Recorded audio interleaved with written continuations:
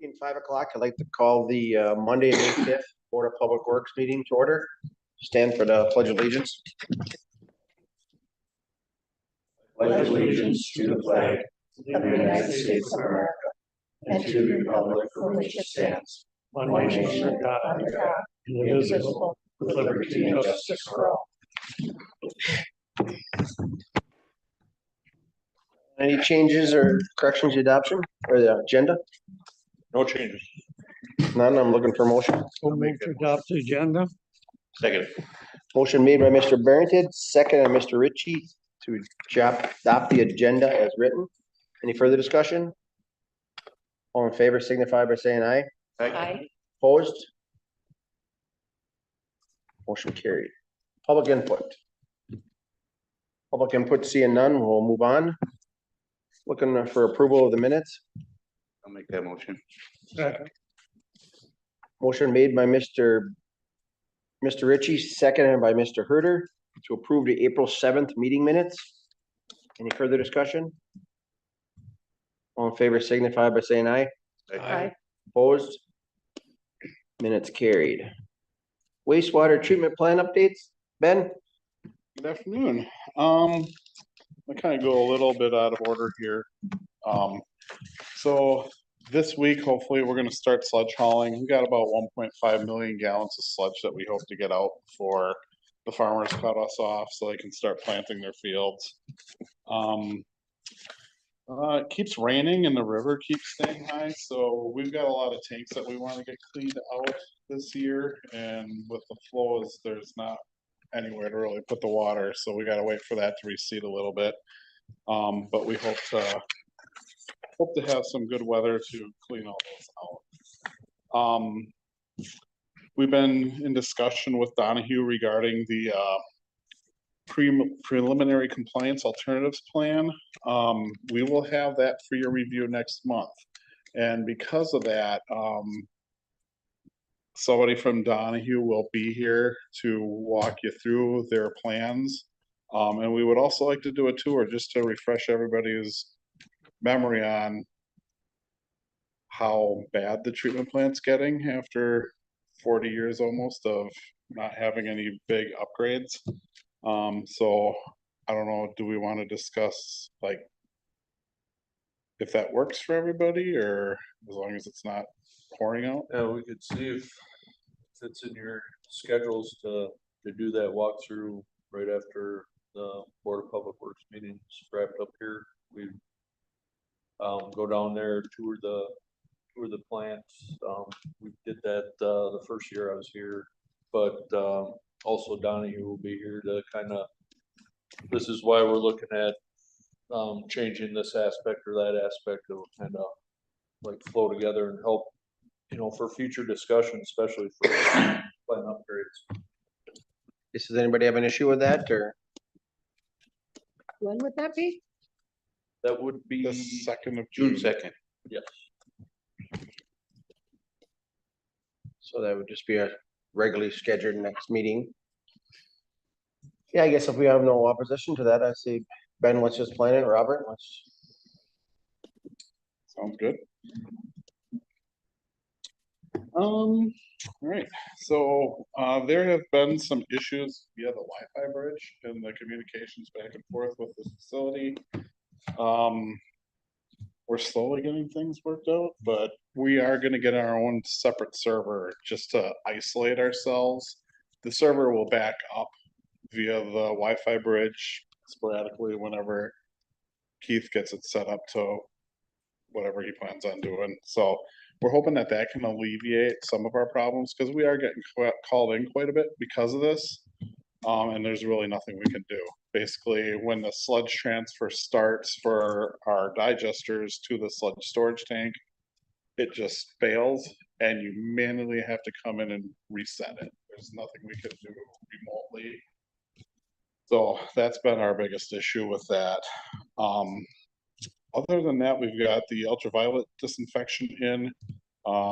We started disinfection on the 1st until the end of September. Our newest employee, Roman Mookie, has completed his DNR testing, so he's got all the grade 4s that we're asking for. Last but not least, today, all parties involved with the digester coating showed up, kind of hashed out a plan.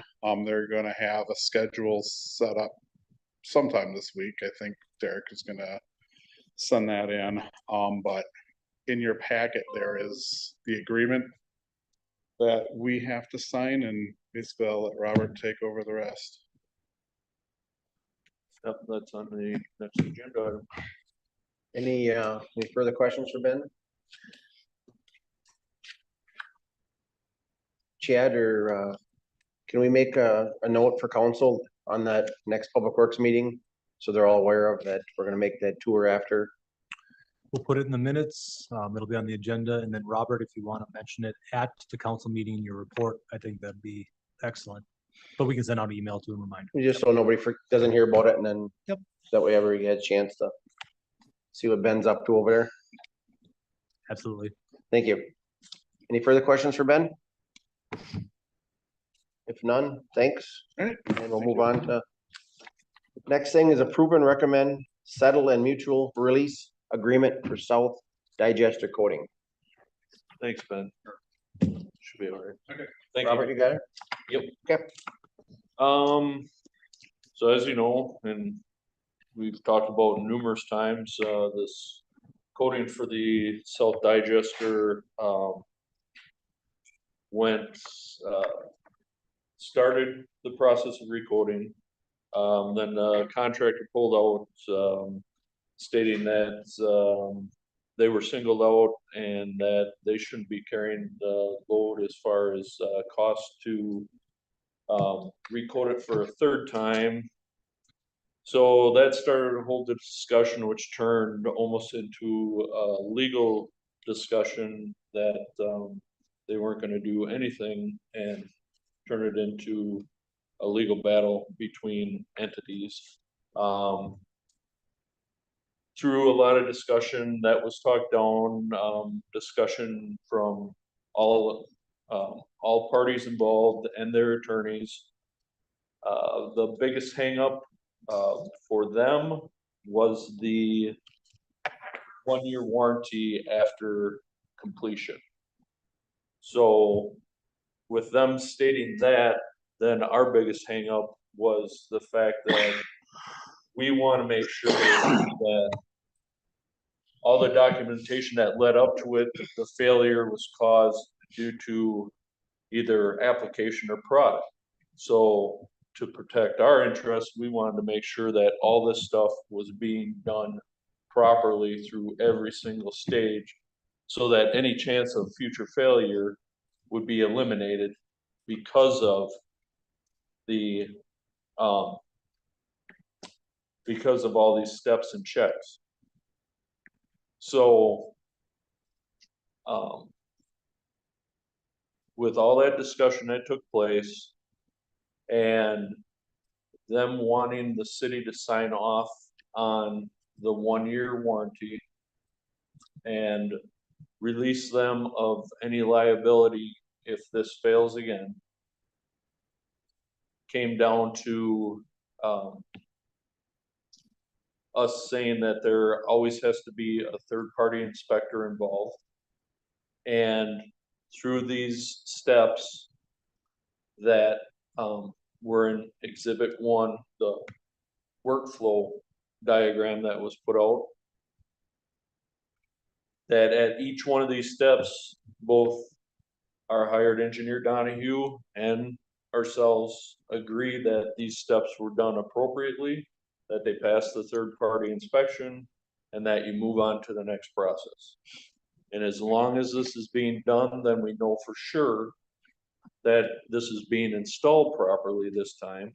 Less chance for this lack of adherence between the two coatings, and that even the prep is done correctly. So if we work through all these steps and know that this is being done correctly, I think this is the best outcome versus the direction it was headed, which would be through a legal battle and another 2 years of trying to get this thing coated while Ben's struggling down there with one digester and all the troubles with coming with that one digester. It does not release Sherwin-Williams product as far as if there's failure with their actual product. It still carries the warranty that that coating carries. So with saying all that, I think this is our best foot forward to get this completed and get it back online.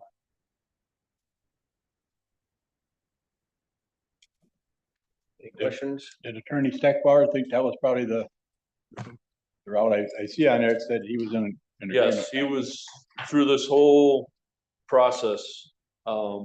He's always been involved in sending emails back and forth between himself, Chad, myself, that he was working with the other attorneys with. Yeah, this documentation actually came through their attorneys through Stegbauer to us, so he's been in the loop. And when we take this to council, we're gonna be doing a special council meeting on Wednesday after finance committee. We have this on the agenda. Keith Stegbauer is planning on being present, so if you have attorney questions, he can be available at the council meeting before you guys vote on it. Any other questions? Then what you're saying, after they do all these steps, you put that thing back online, that lining ain't gonna come off. Is there 100% guarantee that line? There's not 100% guarantee. Just seems- We'll do, correction, they will do every step possible to have that coating adhere properly and last, which I think was the biggest failure in both attempts was application. 'Cause I know that concrete needs to be replaced sooner or later. Yeah, it's in tough shape and they are sandblasting it and they have to reach a certain pH level and they have to, they were down there today with their, rebound tool, checking the face to make sure that it had enough, stability in order to be coated. From what I know about painting and stuff. And that's why I never really thought Sherwin-Williams was in the fault in the beginning. Because no matter what kind of stuff you put on there, if you don't have prep done, it's not gonna stick. I mean, that's just a fact. So that's why I'm thinking there's more to it than what we were seeing.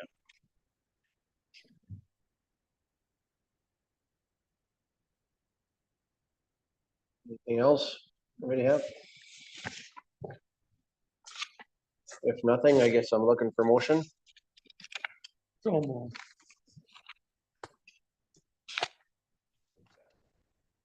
Motion made by Mr. Barrington, second Mr. Fruiter, to approve and recommend settlement and mutual release agreement for South Digester Coating. Any further discussion? All in favor signify by saying aye. Aye. Opposed? Motion carried. Thanks, Robert. I know it's been quite a jungle to navigate through. Next, move on to discussion on three-way stop at Oshkosh Street and Martin Street.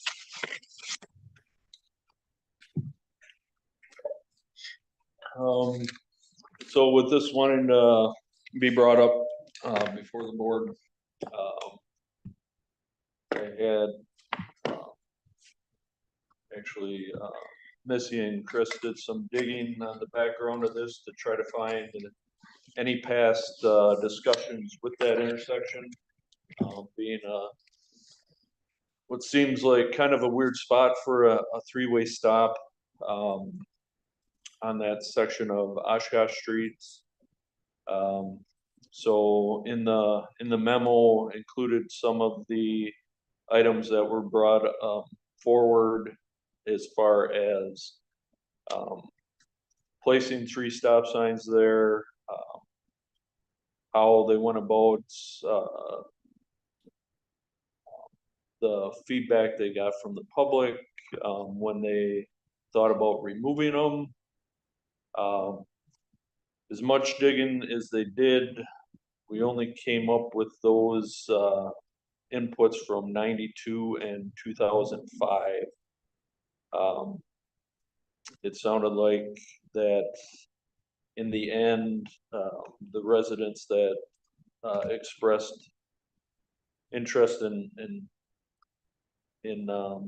removing them. I don't know if they didn't come forward or if it was just found that they would leave it as is.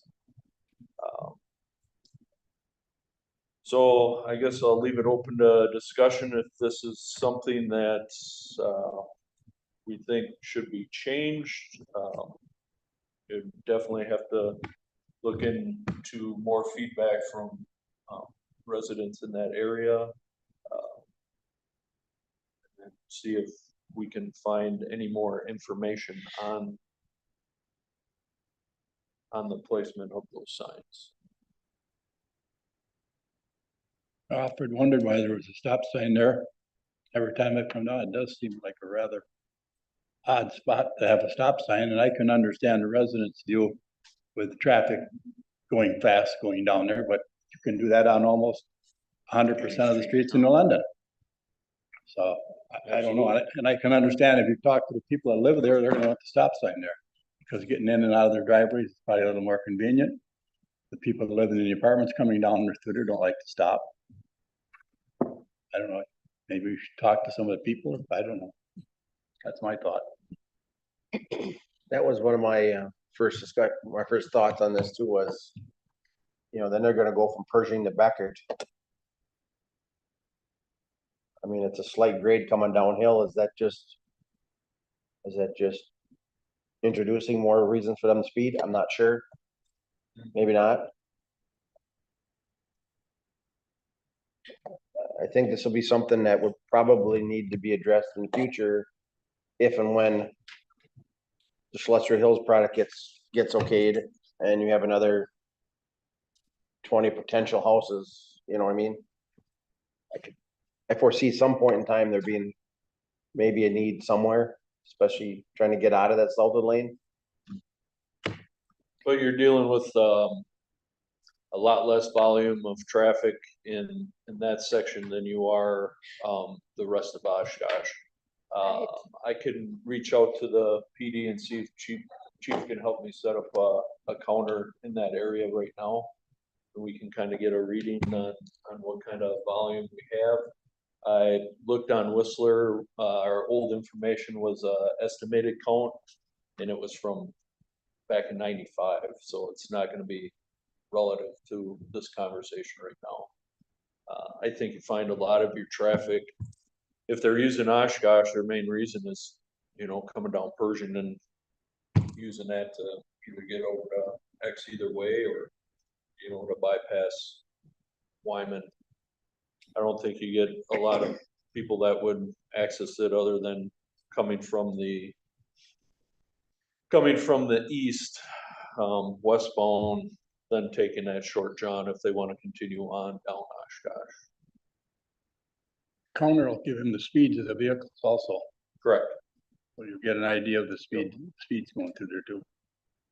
So we're looking to remove the 2 stop signs on Oshkosh, is that because I just want to make sure everybody's clear that there's currently a 3-way stop there and then Southland is going to have a stop sign. Right.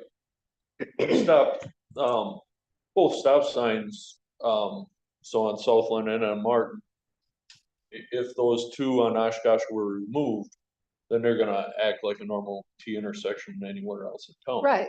And that's why it was kind of brought up to me to bring up to the board that, is it a necessity to have that traffic stopped on Oshkosh?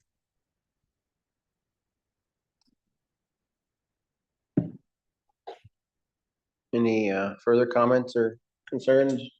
I think it just from my perspective over the years, as you're traveling south to north, because you're going down grade there, I can see the need for that stop sign as you're coming up the other way. I don't see a need for a stop sign there, just personally, heading up the other way. making it a two-way possibly. If there is an issue with, speed, regulating speeds in that area. So,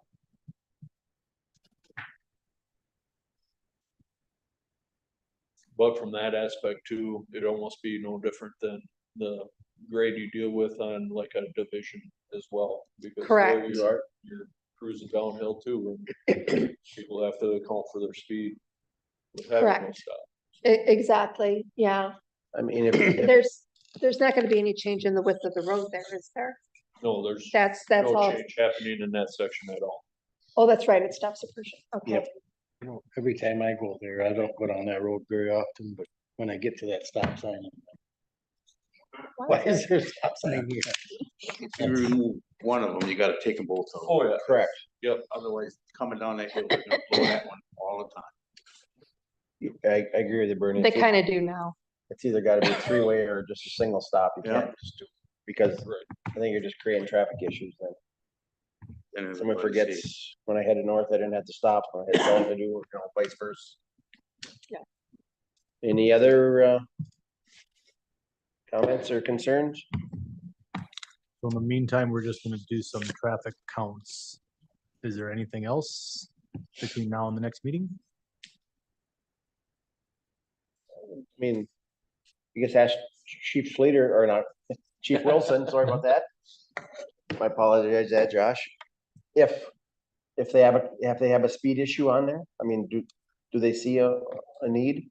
Are they writing a lot of tickets, maybe? Could be something to ask. Wouldn't hurt. Reach out to them. So that's something we just want to table for a month? Is that what everybody's thought is? Yeah. Do I have to ask for a motion? No, Nope. this was discussion. Okay. Well, let's just table that, Robert, and we'll check them two things out and come back to the next meeting. Alright. Everybody go to that? Yep. Okay, thanks. Director's report, Mr. Garsky? Okay, two service anniversaries, Ted Christian, facility superintendent, 10 years on May 11th. Jared Garvins, wastewater operator 2, 11 years on May 30th. Now for updates, Oshkosh Street, they should finish up, water main by middle of next week. They plan on, last I heard, keeping the two crews out there for as long as possible. One of the crews will be switching over to storm, after the water main is complete. They will focus on replacing the large structures on the main and also incorporating, west side inlets. And the main reason for switching to that is they're trying to create time because they're moving fairly well and they know they can't shut down Washington Street intersection. And to continue the sanitary down the street, they, being that section right there is fairly flat, that they have to start where they left off and continue working to the south, keeping the flow to the north. So while they're waiting for the time frame for that to open, they'll knock out a bunch of the stormwater work while they're waiting on that. Also, last I heard, the pipe bursters will be in town later this week, probably Thursday. They'll start doing some of the bursting of sanitary laterals. And it sounds like they're shooting for May 12th to actually start the road construction aspect. So starting with some of the full width removals, driveway aprons, stuff like that, getting things kind of prepped out for after all the utility work is done in that area as far as laterals go and everything. All that has to be inspected before they can go ahead and place their fabric and grid, because we're not allowing them to dig through any of that once it's placed. I mean, the whole reason of it is to lay it after the fact, keep its integrity, put your foot of base on top, and then go from there. So they're hoping to at least start some of the prep work on the 12th. House and Alcan, that has a projected start date of July 14th. This is still subject to change until the pre-con. But last I heard, it is July 15th. That's expected to last right around 3.5 to 4 weeks for total project, start to finish. We Gas is in town, not only working on Oshkosh Street, but they just submitted a 17 sheet plan set for a large area. West limits are Oshkosh Street, east limits are Division Street, south limits are Beacon, south side of Beacon Street, not including Beacon, but the south side, and then Wolf River Avenue. So that whole section, they're running new main and a lot of the services that are not up to date. That's expected to last most of the summer. A majority of that work's all boring. So other than connections at main to main, those will be the only place where you'll see larger pits done to make those connections. The Safe Step program has completed all their evaluations of sidewalk sections. They've had some residents reach out to them while they were out marking sidewalks that had questions. So I met with all those residents, cleared up any confusion that there was with the Safe Step program or replacement of sidewalk. Hopefully they'll be in here in a couple weeks, starting to do some of the saw work to get rid of trip hazards. I'm compiling all the R&R, so the remove and repair or remove and replace, to go out to bid, hopefully in the next couple weeks. North Street should be out to bid in the next couple weeks. That is that 2-block section that we received that 50/50 LRIP grant for back in December of 23. So hopefully that will be out to bid in a couple weeks. I am putting a list together for asphalt patch program. This year will end up being more of a patch program than it will be doing block sections like we did last year.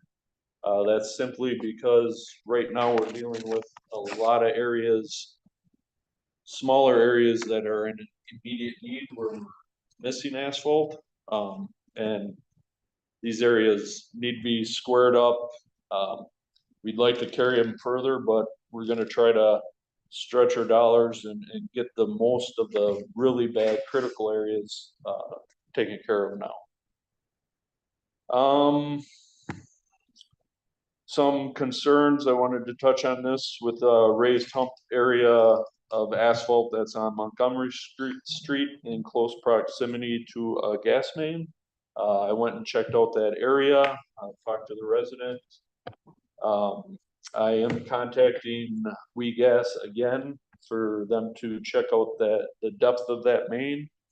If it is a shallow bury, I'll look at having them do some type of repair in that area, because I would like to at least correct some of that hump in the patch program this year, because it is quite heaved in that one area.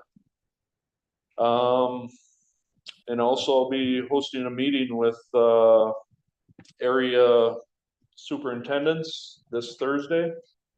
And it's a semi-annual meeting that I was introduced to when I first started here.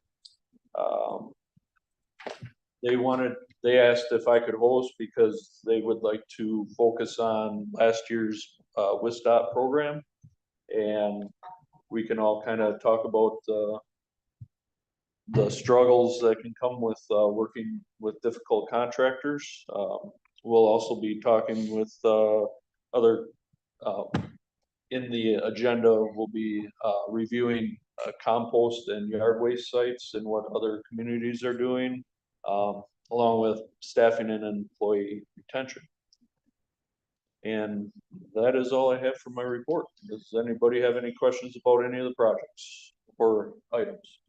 I have one, have you looked at, believe that's Cook Street on the south, on the north side of Lincoln School, where the buses unload right there? I mean, that's a really a big hole here in the road, right where, I think that's Cook Street, isn't it? On the south, or north side of Lincoln? But right where the buses unload right there, there's a big hole right there. And that might be on your patching program, I'm not sure. But you can take a Okay. look at it. I think you should look at Algoma Street too, up by Douglas. Algoma's bad. There's sections of asphalt missing on Orchard Court. There's sections of asphalt missing on South Ridge. There's sections of asphalt missing on East Cook. Yeah, I have a list and I'm gonna try to knock out as much as I can, prioritize and get the worst areas taken care of first. Any further comments? If no further comments, thank you, Mr. Garsky. Move on to the next Board of Public Works meeting is June 2nd at 5:15. That'd be a regular slated time. Should be no concerns with that. Just would like noted that the tour will be after that meeting. We talked about that, just right there. Anything further? If not, I'm looking for a move for adjournment. Make a motion. Motion made by Mr. Ritchie, second by Mr. Barrington for adjournment. Any further questions? All in favor signify by saying aye. Aye. Opposed?